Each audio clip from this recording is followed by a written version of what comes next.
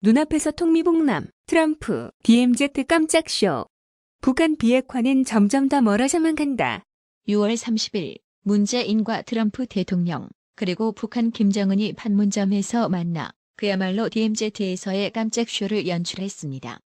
정전협정이 이루어진 지난 1953년 이래로 66년 만에 미북 정상은 판문점에서 만났으며 트럼프 대통령은 미국 대통령 중 처음으로 걸어서 군사분계선을 넘어 북한 땅을 밟았습니다. 만남에는 분명한 목적이 있어야 하지만 트럼프와 김정은이 만나서 비핵화 문제에 대한 실질적 진전을 이룬 것도 없습니다. 그야말로 만남 그 자체가 목적이었던 겁니다. 국내 민주노총 산하 좌파 언론 방송들은 내용 없는 DMZ 깜짝 쇼에 마치 한반도에 평화가 찾아온 것처럼 대중을 선동질하는 뉴스들로 호들갑을 떨었습니다. 하지만 국내 언론 방송과 달리 외신들의 반응은 냉정했습니다.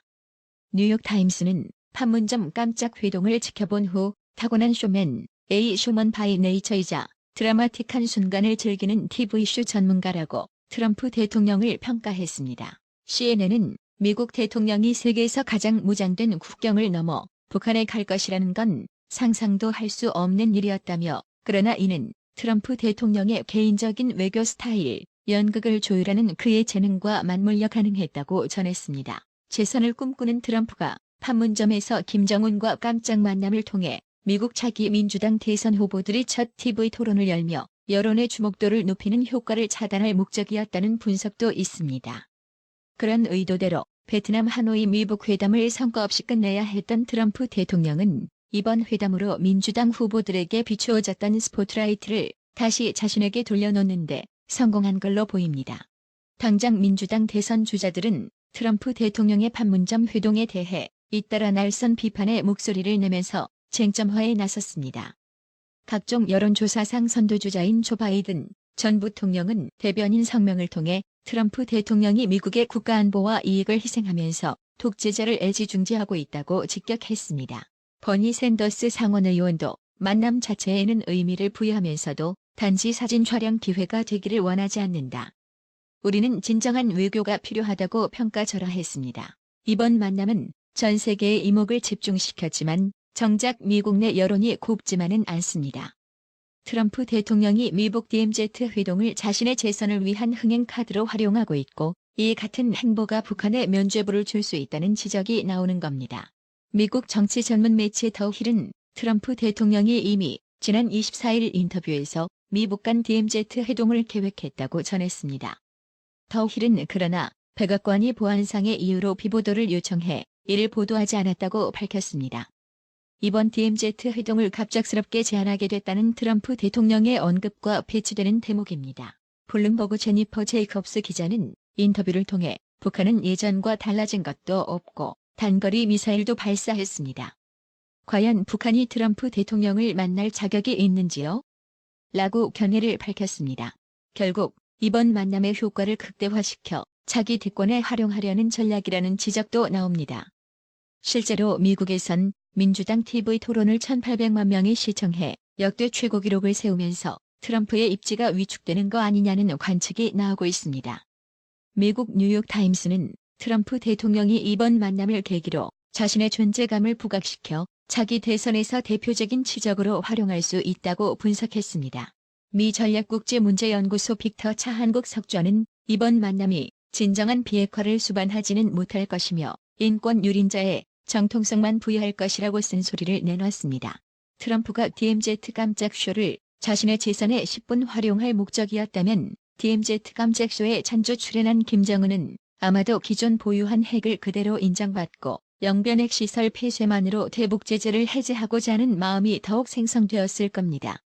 또한 연일 북한의 강한 압박을 받고 있는 문재인은 트럼프 재선에 필요한 조건을 충족시켜주며 북한이 요구하는 개성공단과 금강산 관광 재개를 누릴 것입니다. 이러는 사이 북한 비핵화는 점점 멀어져만 가는 거죠. 과연 이쯤에서 트럼프가 대한민국 우파의 아군일지는 곱씹어 봐야 할 것 같습니다. 판문점에서 트럼프와 김정은이 약 58분간 회담을 하는 동안 문재인은 다른 방에서 대기하며 미북 회담에 참석하지는 못했습니다. 이를 두고 황교안 자유한국당 대표는 문재인 대통령이 회담에 참석하지 못한 것은 대단히 아쉽다고 말했습니다. 황교안 대표는 7월 1일 국회에서 열린 최고위원회의에서 스스로 안보, 국방을 챙기지 않는다면 북한의 통미 전술과 미국의 자국 우선 사이에서 심각한 위기에 직면할 수 있다며 이렇게 밝혔습니다. 황교안 대표는 트럼프 미 대통령이 포괄적 합의 언급한 것이나 2주에서 3주 내 실무 협상을 하겠다고 밝힌 것은 교착 상태에 빠진 핵 협상을 풀 좋은 계기라고 생각한다면서도 하지만 북핵 폐기라는 본질적 목표를 이뤄가기까진 많은 난관이 기다리는 것이 사실이라고 말했습니다. 그러면서 우리의 원칙을 확고하게 세우고 한미 간 간극을 좁히는 것이 북핵 폐기를 위한 가장 빠른 길이라며 진정한 평화 위한 올바른 길을 간다면 초당적으로 지원하겠지만 국민 안전 위협하는 길을 고집하면 국민들과 맞서 싸울 수밖에 없다고 했습니다. 나경원 자유한국당 원내대표는 1일 전날 판문점에서 열린 미북 정상회담과 관련해 문재인 대통령이 운전자로 시작해 중재자를 자처하더니 이제는 객, 즉 손님으로 전락한 것 아닌가 싶다고 평가절하했습니다.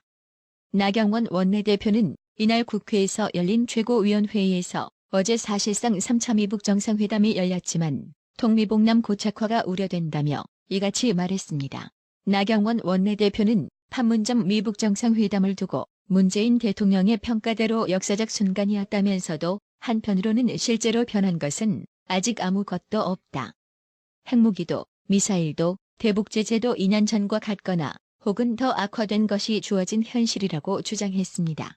나경원 원내대표는 게다가 미국은 대북 제재 완화를 서두르지 않을 것이며 여전히 빅딜을 기본적 해법으로 보고 있음에도 불구하고 문재인 대통령은 어제 또 다시 개성공단 재개를 꺼냈다며 영변 핵시설에 대하여도 도널드 트럼프 대통령은 영변 핵폐기가 그저 하나의 단계라고 했지만 문 대통령은 실질적 비핵화 입구라고 과대 포장했다.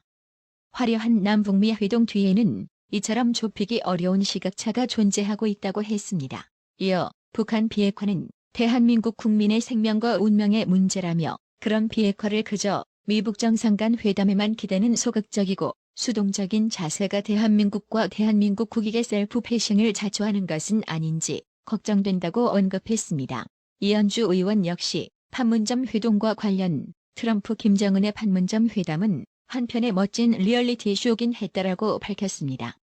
이어 문재인 대통령의 이날 역할에 대해서는 남북미 회담이라고 추켜세우고 싶은 마음은 이해하지만 솔직히 민망하다며 문 대통령의 역할은 안내 정도였던 것 같다고 비판했습니다. 이현주 의원은 자신의 페이스북을 통해 이날 회담을 과연 미북 회담이라고 할 만한지도 의문이라며 트럼프 김정은이 만나 판문점 북측 땅을 밟고 하노이 회담 결렬 이후 진전이 없는데 노력해보기로 했다는 정도 아닌가 싶다. 정작 비핵화는 아무 진전도 없었다고 말했습니다.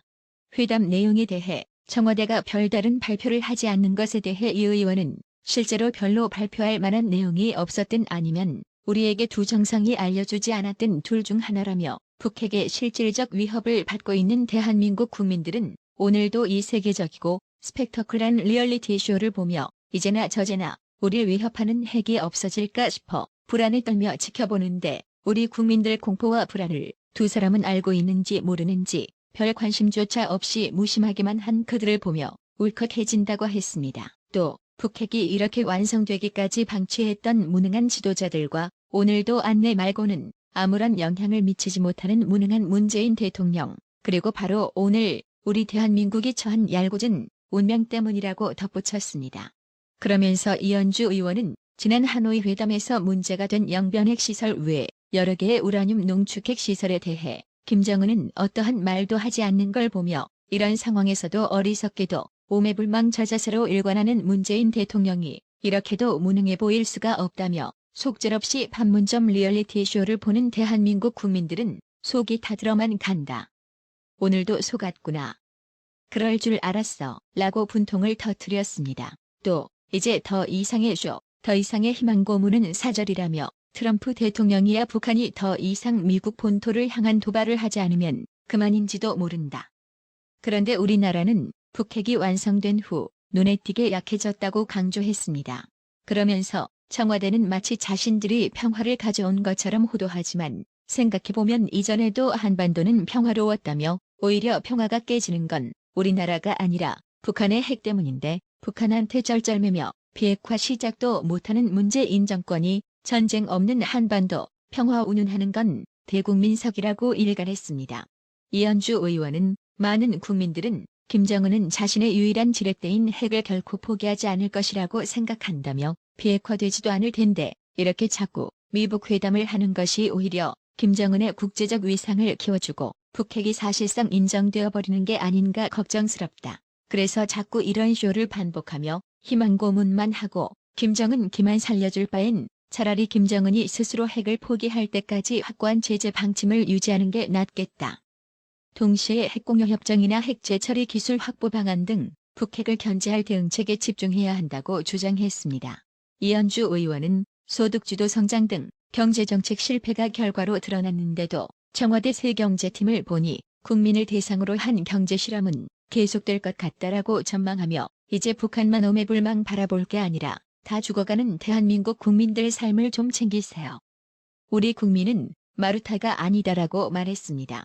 이현주 의원의 주장처럼 지금 대한민국 경제는 보시는 대로 OECD 회원국 중 꼴찌를 면치 못하고 추락하고 있습니다. 나라 경제 팽개쳐놓고 오로지 북한과의 이슈에만 매몰되어 가짜 평화쇼로 국민들의 눈과 귀를 현혹하는 정권, 이제 문재인 좌파 정권을 심판해야 하지 않겠습니까? 한편 미국 현지는 트럼프 언론 비서관 스테파니 그리샴이 김정은의 경비원들에게 거칠게 떠밀려 타박상을 입었다는 기사로 떠들썩합니다. 김정은과 깜짝 조한 문재인의 말에 썩소를 날리는 장면으로 오늘 방송은 여기서 마무리하겠습니다. 조원영님, 노성영님, 방천화극님, 김원영님, 구독료 후원 정말 감사드립니다. 나라의 TV는 보다 더 양질의 컨텐츠를 생산하기 위해 자발적 구독료를 후원 형식으로 받고 있으니 많은 성원 부탁드립니다. 시청해주셔서 감사합니다. 구독은 꼭 눌러주세요.